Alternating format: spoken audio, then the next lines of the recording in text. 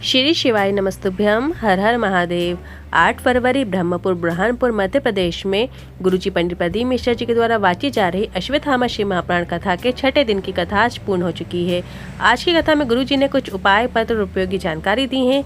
सभी की जानकारी आपको इस वीडियो के माध्यम से देंगे।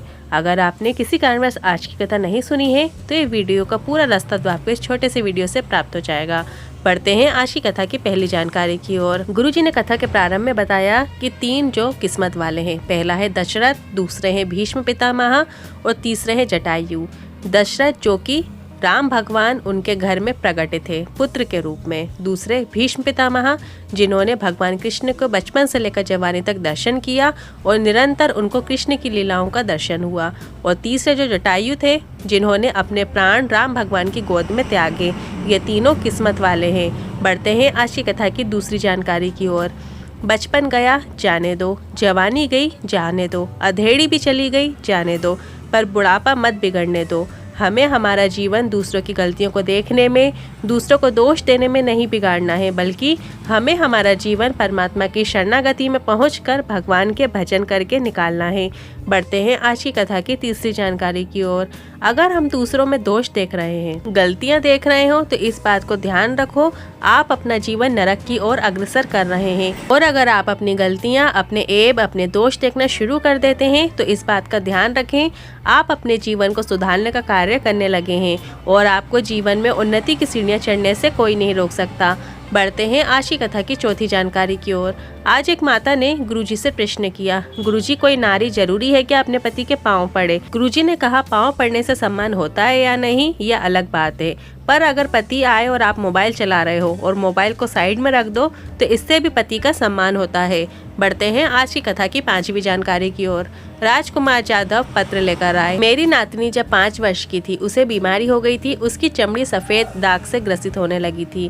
पहले एक जगह दाग हुआ, फिर दूसरी जगह, फिर धीरे धीरे पूरे शरीर में सफेद दाग होने लगे। आखिर में दवाई कर करके थक गए और घर में आकर बैठ गए। हमारी बुआ ने आपकी शिव महापुराण कथा सुनने को कहा। हमने कथा सुनना शुरू किया और एक दिन अपने शंकर भगवान की भस्म वाला उपाय बताया और उस भस्म को बाल्टी में डालकर स्नान करना होता है और साथ में हमने पशुपतिनाथ व्रत भी करना शुरू किया और बाबा की कृपा से उसकी त्वचा ठीक होने लगी है और अब वो पूरी तरीके से ठीक हो गई है। उसी का आभार व्यक्त करने कथा पंडाल में आया हूँ। बढ़ते हैं आज की कथा की 6वीं जानकारी की ओर। सुमित जी औरंगाबाद से पत्र लेकर आए। 15 जनवरी 2023 में जो छोटी गठान थी वो बढ़ गई और 2 गठान और हो गई और डॉक्टर ने कहा ऑपरेशन होगा और गठान जांच के लिए जाएगी और गठान बड़ी है तो ऑपरेशन एक एक करके होगा। इसके बाद हमने डॉक्टर से 1 महीने का टाइम लेकर आए और दवाई लेकर आ गए और हम रोज शिवलिंग पर जल चढ़ाकर, बेलपत्र चढ़ाकर जल और बेलपत्र का आचमन करने लगे और गठान में हाथ लगाकर देखते रहे। वो धीरे धीरे गलती चली गई और 1 महीने बाद डॉक्टर को दिखाया तो गठान पूरी तरीके से गल चुकी थी। उसी का आभार व्यक्त करने कथा पंडाल में आया हूँ। आज की कथा की 7वीं जानकारी की ओर। गुरुजी ने कहा, सभी को हम सीहोर में होने वाली शिव महापुराण के लिए आमंत्रित कर रहे हैं जो कि 16 फरवरी से 22 फरवरी 2023 तक चलेगी और अब इसी समय में कुबरेश्वर धाम का रुद्राक्ष प्राप्त कर सकते हैं फ्री में। रुद्राक्ष आपको मिलेगा, कोई पैसा नहीं देना है। और एक बात कहना चाहेंगे कि कुबरेश्वर धाम के रुद्राक्ष को आप कई प्रकार की बीमारियों से मुक्ति के लिए उपयोग कर सकते हैं, गले में धारण कर सकते हैं। बहुत अनमोल है सीहोर कुबरेश्वर धाम का रुद्राक्ष। और अगर आप रुकना चाहते हैं तो आप सीहोर में कोई भी धर्मशाला में रुक सकते हैं। सभी धर्मशाला में रुकना शिव भक्तों के लिए बिल्कुल फ्री रहेगा। किसी भी समाज की धर्मशाला में आप रुक सकते हैं और अगर आप कथा पंडाल में रुकना चाहते हैं तो वहां पर भी आपके रुकने की व्यवस्था की जाएगी। पढ़ते हैं आज की कथा की 8वीं जानकारी की ओर। रुपेश जी पत्र लेकर आए। हमारे घर में 3 लोग हैं गुरुजी। हम पैरों से विकलांग हैं। मेरी पत्नी का पैर टेढ़ा होता चले जा रहा है, नाक से कंटिन्यू पानी गिरता रहता है। बॉम्बे तक इलाज करा लिया पर कोई आराम नहीं मिला। किसी के कहने पर शिव मंदिर जाने लगे, शिवलिंग पर चढ़े जल का आचमन करने लगे और थोड़ा सा जल उसकी नासिका में लगाने लगे और बाबा की कृपा से उसके नाक का पानी आना बंद हो गया है और अब पाँव में भी चलने में आराम मिल गया है। बढ़ते हैं आज की कथा की 9वीं जानकारी की ओर।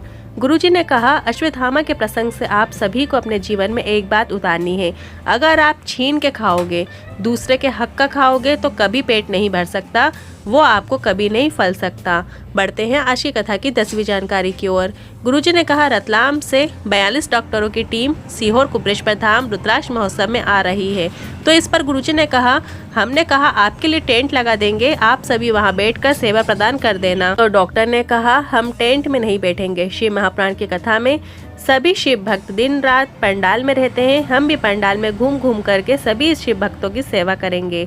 बढ़ते हैं आज की कथा की 11वीं जानकारी की ओर। पैसा, दौलत, जायदाद, धन विरासत में मिल सकता है। पुराना मिल सकता है, दादा का, पिता का, माता का मिल सकता है। विरासत मिल सकती है, सत्ता मिल सकती है। धन विरासत में मिल सकता है, पर इज्जत, सम्मान और प्रेम खुद को कमाना पड़ता है। बढ़ते हैं आज की कथा की 12वीं जानकारी की ओर। छल करने वाला व्यक्ति, धोखा देने वाला व्यक्ति, जिसके जुबान में जहर है, जिसके नाक में जहर है, ये पता करना मुश्किल है। छल करने वाला, धोखा देने वाले व्यक्ति के रोम रोम में जहर भरा रहता है और ऐसा व्यक्ति कभी सुखी नहीं रह सकता। कुछ दिन सुख भोग ले, फिर वापस उसकी वैसे ही स्थिति हो जाती है। बढ़ते हैं आज की कथा की 13वीं जानकारी की ओर। अगर तुम्हारे पास घर नहीं है, अगर तुम्हारे पास गाड़ी नहीं है, अगर तुम्हारे पास 4 व्हीलर गाड़ी नहीं है, अगर तुम्हारे पास 2 व्हीलर गाड़ी नहीं है, अगर तुम्हारे पास धन दौलत नहीं है, तो परेशान नहीं होना है, बल्कि रोज 1 लोटा जल शिव मंदिर में जाकर शिवलिंग पर अर्पित कर देना है। और एक बात को ध्यान रखना है कि किसी को जल्दी देता है, किसी को देर से देता है, पर मेरा महादेव एक ना एक दिन छप्पर फाड़ के देता है, खाली नहीं छोड़ेगा। बढ़ते हैं आज की कथा की 14वीं जानकारी की ओर।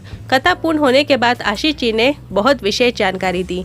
आशीष जी ने बताया, कुबरेश्वर धाम सीहोर मध्य प्रदेश में 16 फरवरी से 22 फरवरी तक भव्य रुद्राक्ष वितरण है, जिसमें लाखों लोगों के आने की उम्मीद है। इसलिए पिछली बार की तरह इस वर्ष व्यवस्थाएं ना बिगड़े, इसलिए पहले से कुछ विशेष गेट्स बनाए गए हैं, जिसकी जानकारी आशीष जी ने दी।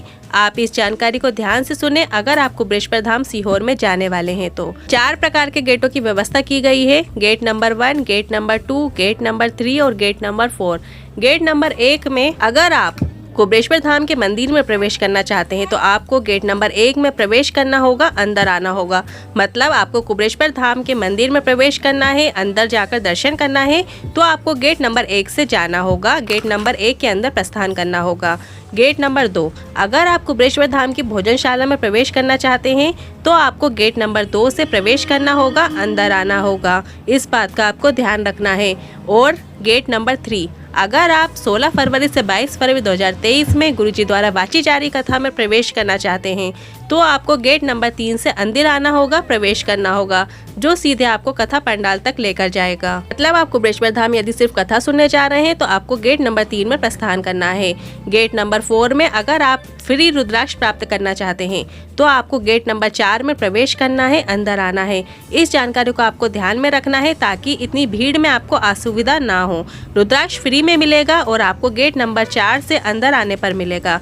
ये जानकारी आपको याद रखना है। यदि आप रुद्राक्ष के लिए जा रहे हैं, रुद्राक्ष आपको प्राप्त करना है तो आप गेट नंबर 4 की ओर प्रस्थान करें और अपने रिश्तेदारों को भी बता दें ताकि कुबरेश्वर धाम सीहोर मध्य प्रदेश में आने पर उन्हें असुविधा का सामना ना करना पड़े। एक विशेष उपाय लेकर आए हैं। कल है 9 फरवरी और दिन है गुरुवार का, तो इस दिन आप ये उपाय कर सकते हैं। जब कभी आपको ऐसा लगे कि आपका यश कम हो रहा है और आपको कोई काम करवाना है, काम नहीं हो रहा है, आपकी फाइल आगे बढ़ ही नहीं रही है, आपका काम अटका हुआ है, शिवलिंग पर आपको जल चढ़ाना है। शिवलिंग पर जल चढ़ा देने के बाद थोड़ा सा जल आपको उसी कलश में झेल लेना है।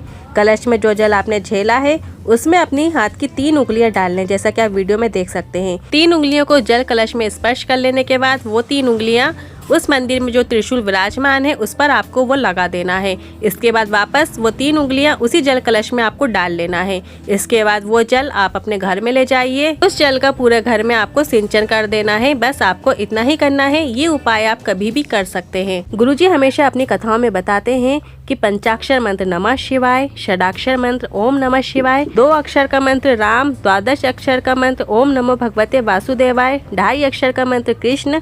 और जब आप इन मंत्रों से वंचित हो जाओ तो 1 रुद्राक्ष धारण कर लीजिए।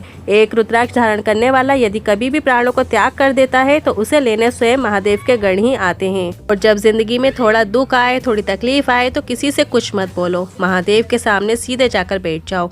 प्रसन्नता की मुद्रा में बैठो। भले ही आप मुख से कुछ मत बोलो, कुछ भी मत कहो, एक शब्द मत कहो, मौन रहो, बस महादेव समझ जाएंगे। एक बात जीवन में हमेशा याद रखिए, जलाधारी से जब जल नीचे की ओर गिरता है और उस जल को मात्र हम स्पर्श कर लेते हैं और अपने मस्तिष्क पर लगा देते हैं तो शरीर के कितने ही ताप पाप दोनों ही हर लेता है। शरीर के कितनी ही बीमारियां उससे समाप्त हो जाती हैं।